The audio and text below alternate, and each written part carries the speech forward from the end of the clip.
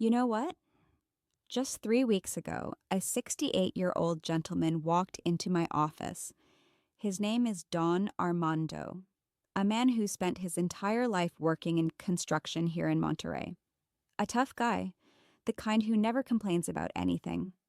But that day, when he sat down in front of me, I saw something I hadn't seen in my over 20 years as a doctor. I saw fear in his eyes. He told me almost in a whisper, Doctora Inés, nothing comes out anymore when, well, you know what I mean.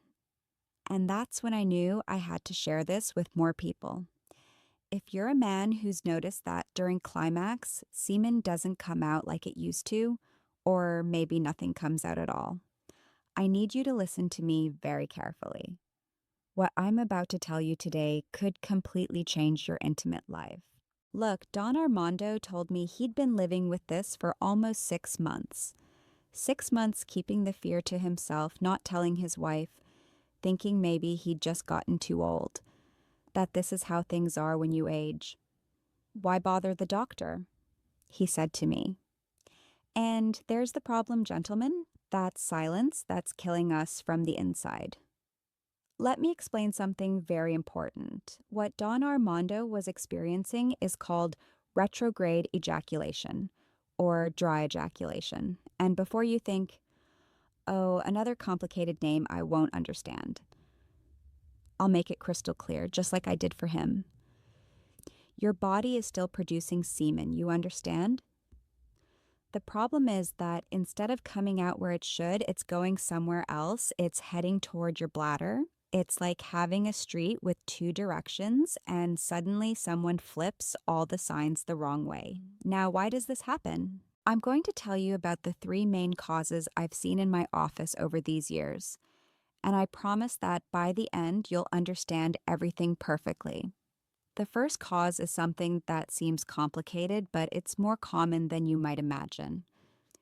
Look, many men over 60 have to undergo prostate surgery, right? It's normal. It happens to a ton of us. The thing is, those surgeries, especially the ones done with lasers, can affect the muscles and nerves that control the direction of the semen. Remember Don Armando, whom I mentioned at the beginning?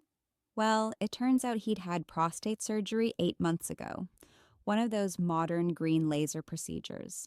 Everything went perfectly, he told me. The doctor had assured him that in 3 months he'd be good as new, and in a way he was. He could urinate without issues. He wasn't getting up 5 times a night anymore. Everything was working fine, but there was one detail no one had warned him about clearly. Ejaculation could change. Doctora, Don Armando said to me, I thought I'd become, useless. And here's the important part, friends. When I asked him if he still felt pleasure, if he still had orgasms, he said yes. So you're not useless, Don Armando? I replied. Your body is functioning, just in a different way. What Don Armando didn't know is that prostate surgeries, especially those done with lasers, can affect the internal sphincter of the bladder. And what is that? Imagine it's like a little door that normally closes during climax so the semen comes out where it's supposed to. But when that little door gets damaged or weakened, the semen takes the easier path. It goes toward the bladder. I told Don Armando something I want you to hear loud and clear too. This doesn't mean you've lost your masculinity. It doesn't mean your intimate life is over. What it means is that your body is functioning in a different way, and there are ways to manage it. The second main cause is medications. Medications. Those friends and enemies we older adults have. Let me tell you about Don Roberto, a 72-year-old gentleman who came to see me about 2 months ago. Don Roberto has been diabetic for 15 years. He has high blood pressure, high cholesterol. In short, like many of us when we reach a certain age, right? Don Roberto arrived at my office pretty angry.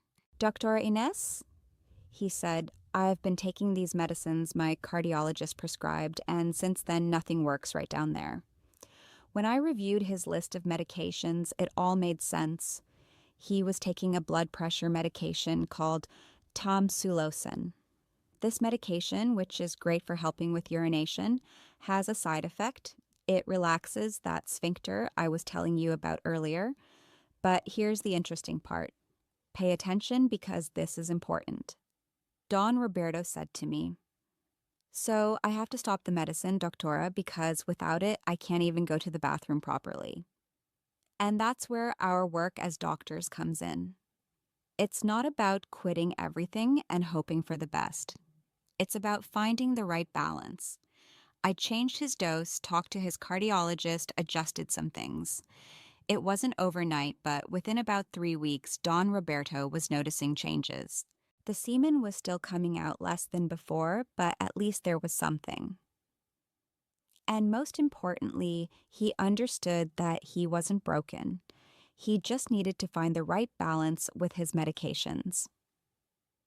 There are other medications that can cause this too, gentlemen.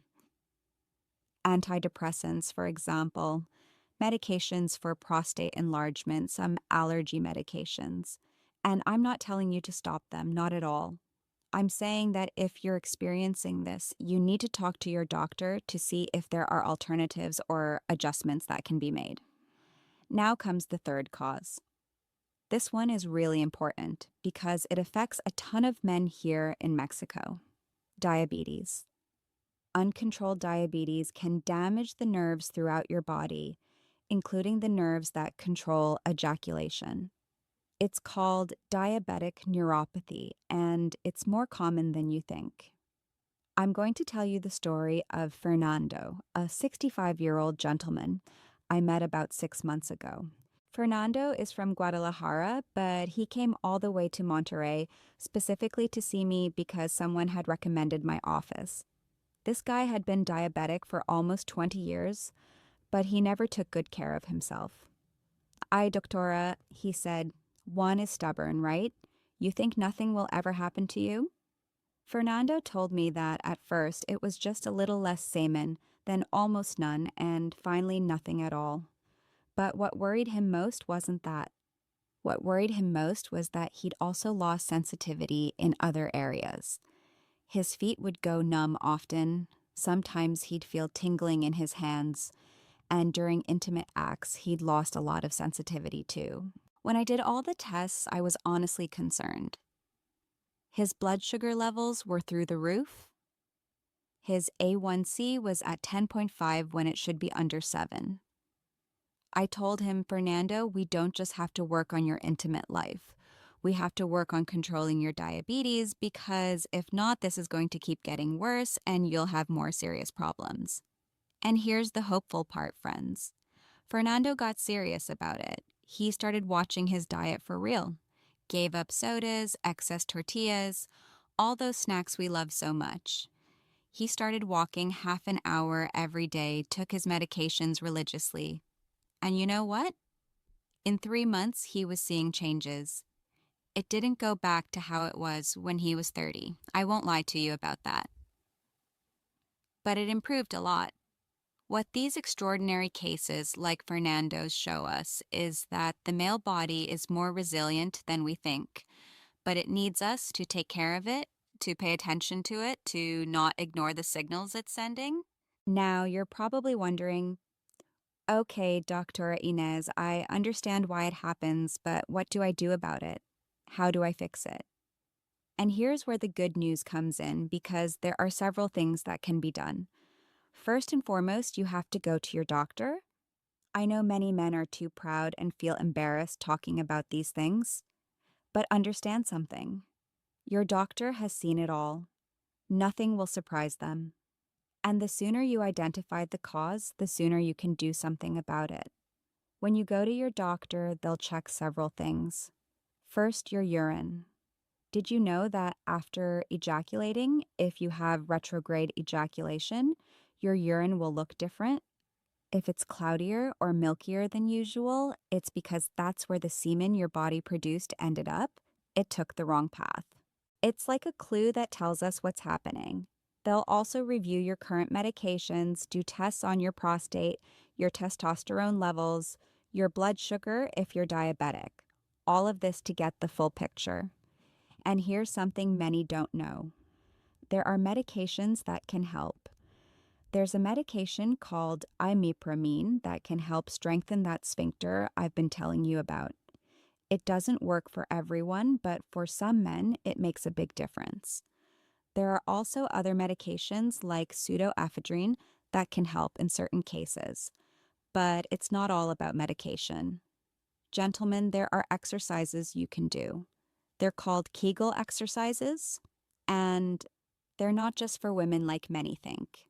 These exercises strengthen the pelvic floor muscles, the ones that control both urine and ejaculation. How do you do them? It's really simple. The next time you're urinating, try to stop the stream midway. Those muscles you use to stop it, those are the ones you need to exercise. The key is to do it when you're not urinating. Contract those muscles, count to 5, relax, and repeat. Do it 10 times, 3 times a day. It's like going to the gym, but without leaving your house. Don Armando, the gentleman I told you about at the beginning, started doing these exercises religiously.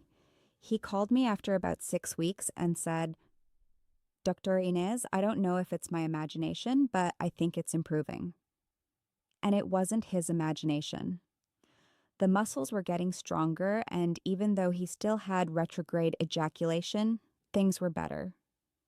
And let's talk about communication with your partner. Many men keep this to themselves because they're ashamed, because they think their wife will think less of them. But let me tell you something I've learned in over 20 years treating couples. Women are much more understanding than you think. When Don Armando finally talked to his wife, you know what happened? She started crying, but not out of sadness or disappointment, out of relief. Armando told her, "I thought you didn't desire me anymore, that you'd found someone younger?"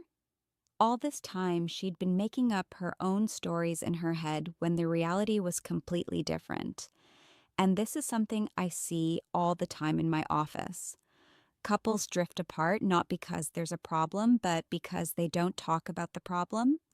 Intimacy isn't just physical, gentlemen. It's emotional, it's communication, it's connection. And when there's that connection, when there's open communication, physical problems become much more manageable. Let's also talk about something important: lifestyle changes. I know you've heard this 1,000 times, but it's true. What you eat, how you move, if you smoke or drink alcohol excessively, all of that affects your sexual health. Fernando, the diabetic gentleman I told you about, said something really great when he came back a few months later.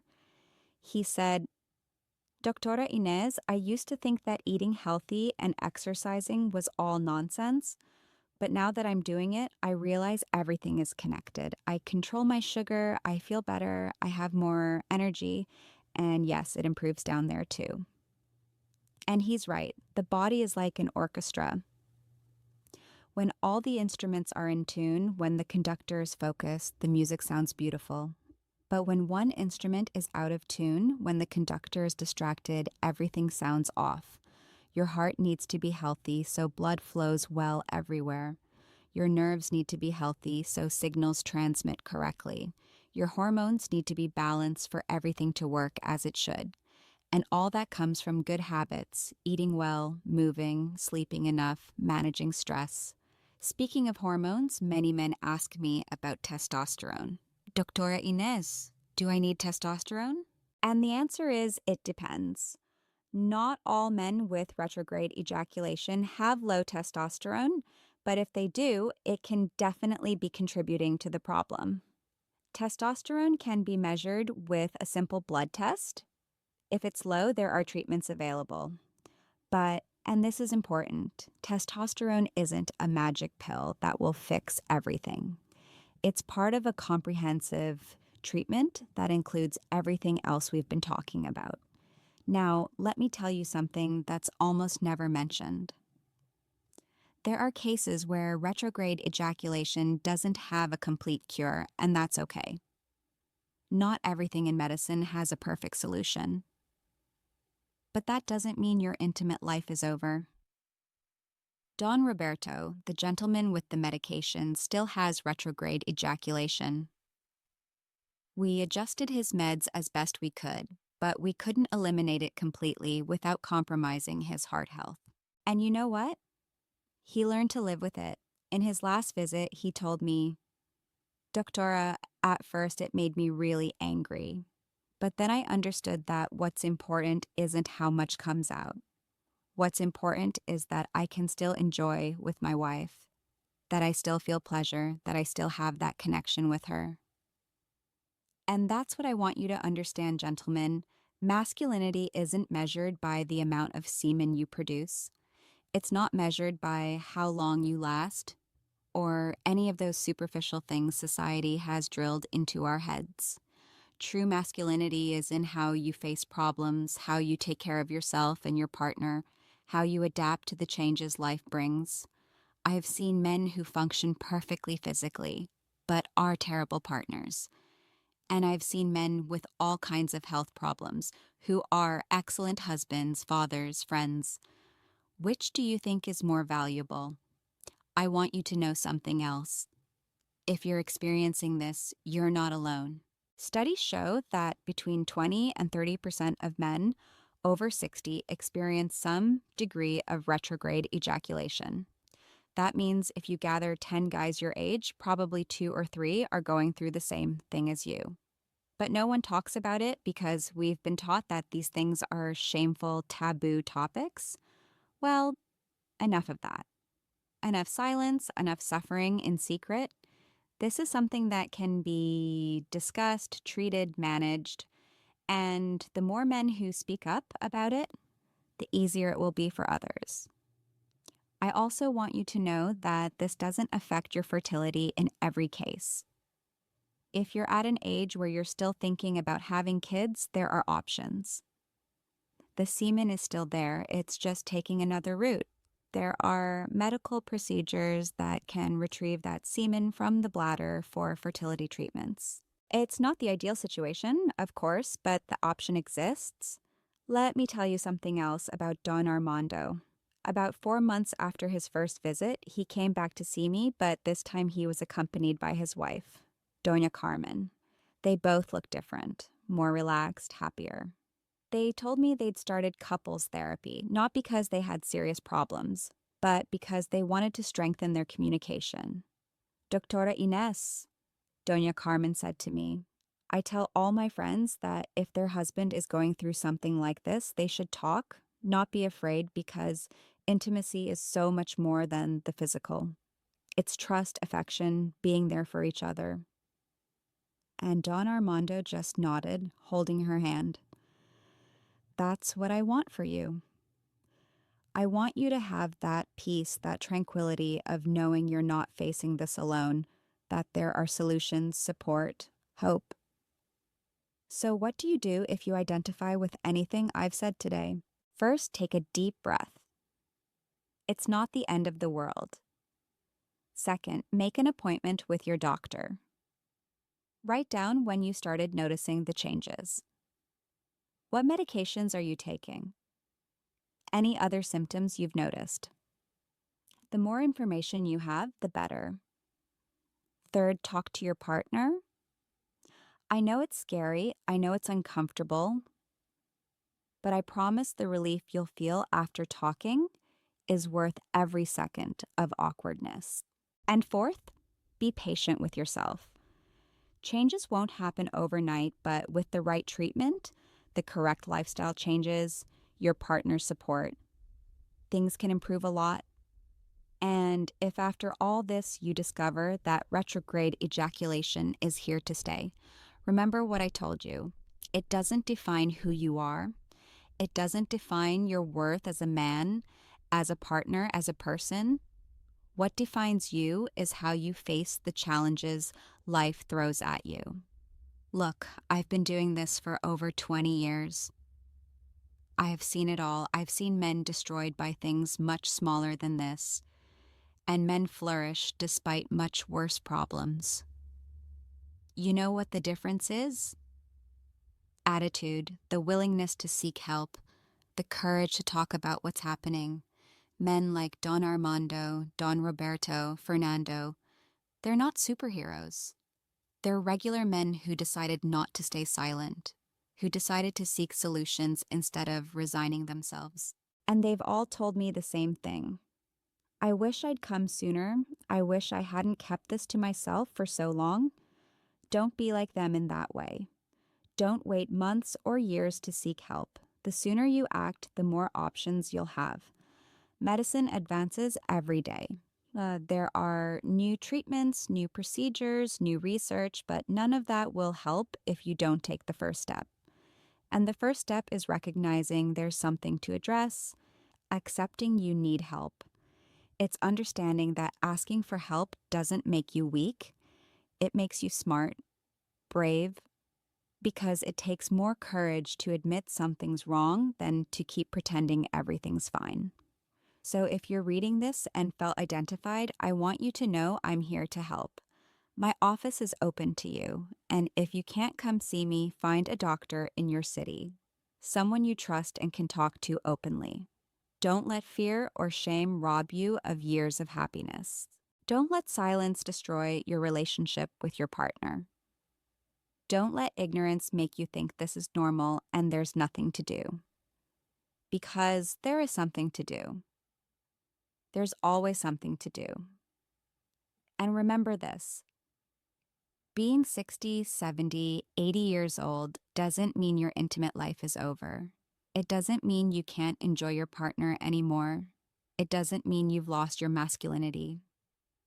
What it means is you're in a new stage of life, one with its own challenges, but also its own rewards. I've seen 80-year-old couples with more satisfying, intimate lives than 30-year-old couples. Why? Because they've learned to communicate. They know each other deeply. They understand that intimacy goes far beyond the physical. So go ahead, gentlemen. Take that first step. Make that call. Schedule that appointment.